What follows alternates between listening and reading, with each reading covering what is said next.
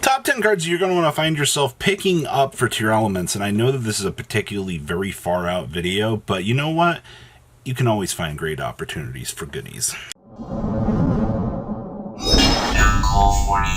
Don't make 30% of you guys that didn't want to hear my opinion on this enjoy losing money. For those of you that have not smashed the crap out of that subscribe button, so it's on you guys. Number one on the list here is going to be King of the Swamp. Now, if you're going for the absolute high rarity of these, stop right now. King of the Swamp is a utility card not in every one of these particular variants. I just want to point that out straight away here and say that, yes, this is a card that sees play in some of the variants, but not all of the variants. Depends on how high you want your ceiling to go and how, I guess, like, how you view the rest of your combo. And honestly, it's going to be just that. So, Searches for Polymerization, it's overall just a fantastic support card. Also acts as one of your big fusion submaterials for this deck. So, things to consider: King of the Swamp for the discard searchability and the fusion substitute clause. It's very, very good for this deck, trust me. Alright, next up is going to be Instant Fusion here. Now, you're probably like, really like a one-of? Well, here's the thing. Some of the builds in Japan were trying to play Millenniumize or Strict, which was kind of an interesting idea. Also, to be fair, their little big fusion monster, their mini fusion monster is a level 5 that can technically be instant fusioned out, that you could do some mini combo pieces with. Now, with that being said, that is going to be entirely up to your discretion if that is going to be something that you're going to want to explore as that possible, you know, one-off chance that you do see it. If not, 95% of the time it's probably going to get milled from the deck.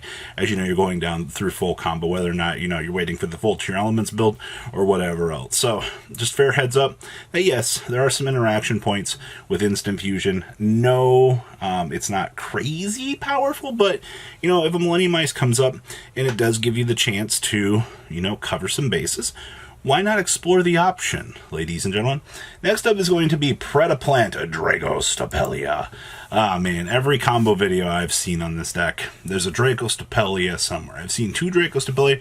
It's a fusion monster plus a dark monster. Well, that's good because all the Tearalaments usually involve some sort of fusion. So you can basically shuffle back the things in your graveyard. So every time a Tearalaments is milled, basically their effect will trigger, which gives them the ability to fusion. So if you use one of the fusions in the graveyard, alright, and then the one of the cards you just milled, which is probably going to be a dark, but they're all dark, you just milled, so you'll get the ability to make Dracostapelia. And then you get the walking, talking, negate effect on the Draco. This card is absolutely really nuts in terms of what this deck sets out to do in terms of its overall combo potential, alright? And like I said, depends on how you want to go about playing this, if this is a 2-of or a 1-of in your build, but most builds I've seen can go either in between 2 or 3. So, card is absolutely mandatory in this deck because it's literally just free real estate for this bad boy.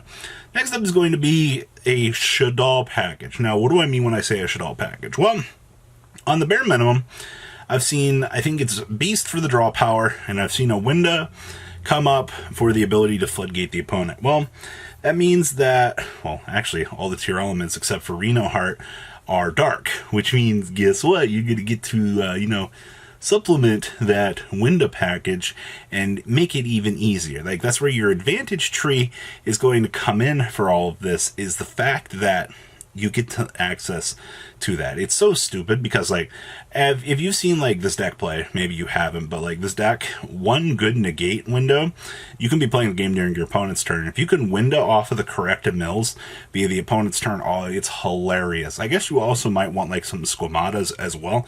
It really depends on how far you want to extend out your Shaddoll package in the build in terms of buildability, but Winda and Beast are 2 of the big things here. Next up is Time Thief Redoer. Who does not love the old standard clause of jacking something from the top of the opponent's deck? Me? Oh, I too love that.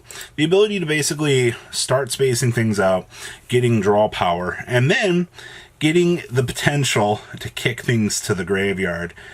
You know, banishing it, sending stuff to the graveyard is probably the biggest interaction point with this. I've seen, man, I think there's there have been not a lot of lists that weren't exploring the option of playing this card. I honestly think that this has been by far one of the most represented cards in pretty much every list, just because 2 level 4s generically makes it, and then you're off to the races in terms of just interrupting the opponent from stealing cards, or, you know, just draw power. All sorts of little interesting things happen with this little combo piece right here. So yeah, Time Thief Redoer, one of the more interesting things out here. Next up is going to be the Punk package, and yes, I have seen Tearalaments lists that do play the Punk package, because you can actually make the Chaos Ruler for a mill 5. Alright, now you're like, oh my god, like really? Yeah, so the Punk stuff doesn't really do crazy locking until you start getting into like the territory of playing Fusion Deployment.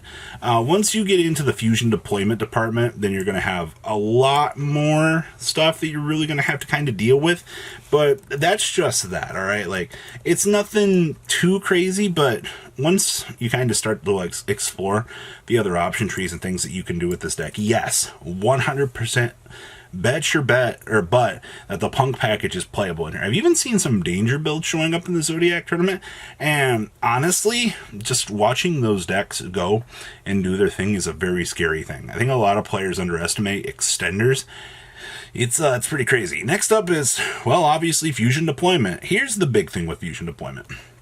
It locks you into Fusion, which I think is fine at the end of the day, but it takes away some of the more creative outlets that this deck can really do. And I think it's kind of a big shame. You know, as we just mentioned with the Punk stuff, you get access to like Chaos Ruler and some of those other things. And, you know, depending on the packages and things you're playing, you can also go down XYZ routes as well. But if you are deciding to go down this particular engine, not only do you become vulnerable to Dimensional Barrier a little bit more, but you do up your consistency a little bit, sure, but it's going to depend on which Wild Wild West version of Tearalaments that you want to explore. So, to be perfectly honest with you, I think there's an argument for either playing this or not playing this.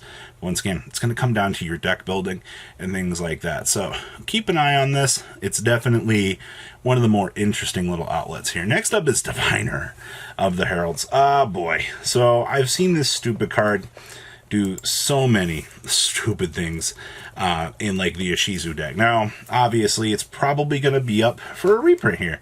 I really think it should be up for a reprint sometime in the near future here. So pick this one up with a grain of salt. But this is definitely going to be something that you're going to want just for the ability to get the level modification effect and the ability to dump off some stupid fairy. Alright, especially like in the Ishizu variant where you can do specific dumping. Oh, it's so good. Also, you know, herself being a fairy opens up for some of the interactions for the next card. But once again, it's also a card that can come off of Halki Fibrex, depending on if Halk survives a list or not. Shifty Eyes really determines on if this card's worth and playability will really be noted there. So little things for 500 to really consider. Next up here is going to be Herald of Orange Light. Whoo-wee, this card is not a Roonies. So, in the Ishizu build, which we won't see until November here, you get the ability to dump off your Ishizu fairies with Herald of Orange Light. And if you hit the ones that have the ability of, when this card is into the graveyard, send top 5 cards of your deck to the graveyard, you can mill 5 during the opponent's turn, which means you can trigger a fusion, and then laugh at your opponent as they now have to stare on like a Winda, a Kitagalos Search. Oh my gosh. I've seen so many stupid things on like sub-chains playing during the opponent's turn with this deck that it is crazy good. So be aware that you do have a lot of little combo lines that you can do based on the interaction points that Herald of the Orange Light actually gives to this deck. So, but those interaction points won't come up until the Ishizu stuff actually gets released later on later this year. And last but not least is Exchange of the Spirits. So you want an original print of Exchange of the Spirits. Well, you have the opportunity to do it. I would not be surprised come the point that Magnificent Mavens comes out that you see reprints of this card in that set. But if you're somebody that's like, oh my god, I want a retro pack, you can get them. 500 a pop. Yeah, they're there. If you want OG prints, you can get them. I know a lot of the Yu-Gi-Oh community has this like big thing with like wanting to be prepared many months in advance, and you have the opportunity to do so at the moment. It's not necessarily a bad thing. It's not every day you can see this far down the pipeline on what to do. So lots of things here to pick up. So what do you guys think? Please leave a comment down below. Tell me what you guys think. Make sure you guys smash the crap out of that subscribe button. I'll see your beautiful face back here in a day, guys. Peace out. Patrons, thank you.